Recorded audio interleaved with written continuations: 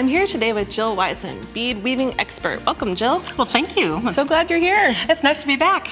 Yeah, you always have great ideas for how we can weave things together, but you are usually using seed beads. Yes. So this is a little surprise. Yes. Well, you know, sometimes people need bigger beads to work with. And so one of the nice things about using bigger beads is you can also use a bigger diameter thread. And in this case, we're not even using thread, we're using beading wire. Nice. The other great thing about using beading wire is we're able to use something that has really sharp edges and not worry about whether it's going to cut. Right. So here I'm going to just use this uses a surprising amount of cord. I'm actually going to do about 2 yards worth. And anytime I tell people that, they're like, no way, are you going to use that much? Well, we're going to go up and down this bracelet a couple times. So that's why I'm using so much cord here. Okay. And then, yeah. What size is your wire?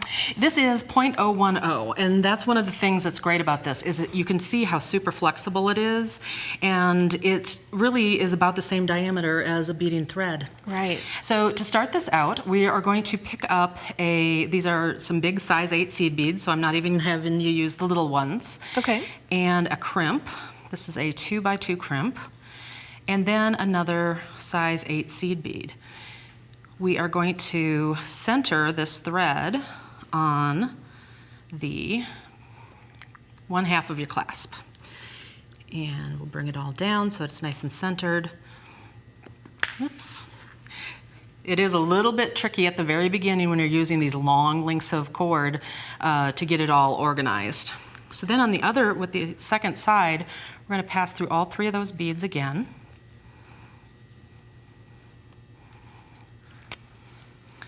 And that kind of gives us a little lasso right there that attaches. Now here's the interesting thing that we're not going to do. We're not going to crimp this crimp right now. We're actually going to start weaving, and we're going to come back with this beading wire after we've created almost the entire bracelet and bring these beading wires back through this crimp again. So we have to wait till the very end to actually do that. So for this particular pattern, it's a little different. Exactly. Normally when you're working with these small beads and things, it also helps to have some magnification. Absolutely. And, you know, lighting also is incredibly key. So you can tell that I'm going to be struggling here with that in a second. So let me turn. But you were all prepared. I am prepared. It's good to be a prepared person. So with the second set here, we are picking up a seed bead, and we're picking up one of each color of these crystals. So on one side, we've got 2 crystals, and on the other side, we've just got a single. And the reason we're going to do this is you'll notice in the actual piece here, the lighter color comes across the middle. So with the cord that has only a single bead on it, we're going to pass back towards the clasp through that one random color bead. And as we tighten it, look what it did. So then you have your first stitch. You've got your first stitch. This is kind of a modified right angle weave, would you say? That's exactly what it is. We're basically doing 2 needle right angle weave. Oh, that's my favorite. Yep. And so it's very repetitive. So the repeat is that on one side you'll put 2 beads. And on the other side, just a single. I have experimented back and forth with whether it's better to alternate which side you put the 2 beads on, or whether it's better if you just stick with one. Honestly, it doesn't seem to make a difference. No. So don't stress about it. I did the same thing. I marked the ends with a permanent marker, and I, monitored them to see how it turned out, and it looks exactly the same. Right. So yeah. Don't stress. Exactly. It makes it so easy, because it's one of the things that I tend to do is I tend to flip the project back and forth as I'm doing this. Right. So, and it's going to loosen up on you as you go along here. Yeah. Don't worry about it, because we're going to just keep tightening it with each stitch.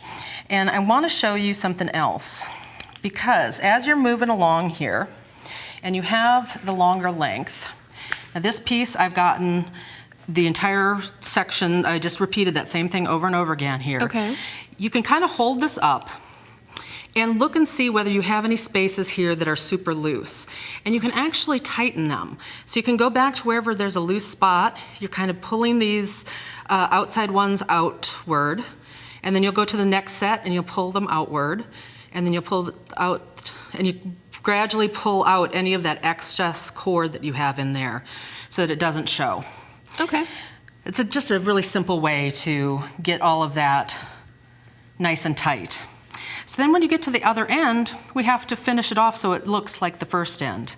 Well, when we started out with just 2 bicones, and it's the outside color here. So we're going to do 1 on either side.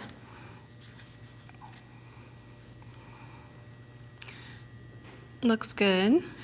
And then you can see here again, we're going to follow what we did on the first side.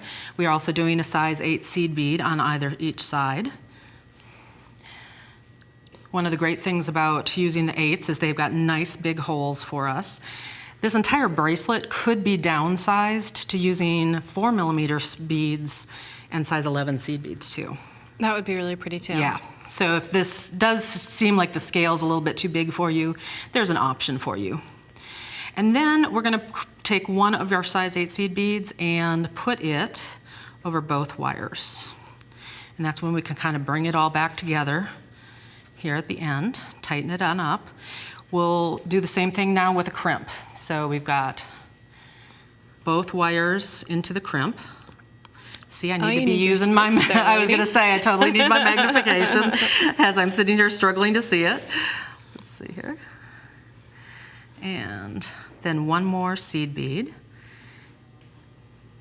Back through both cords. Both cords through the seed bead.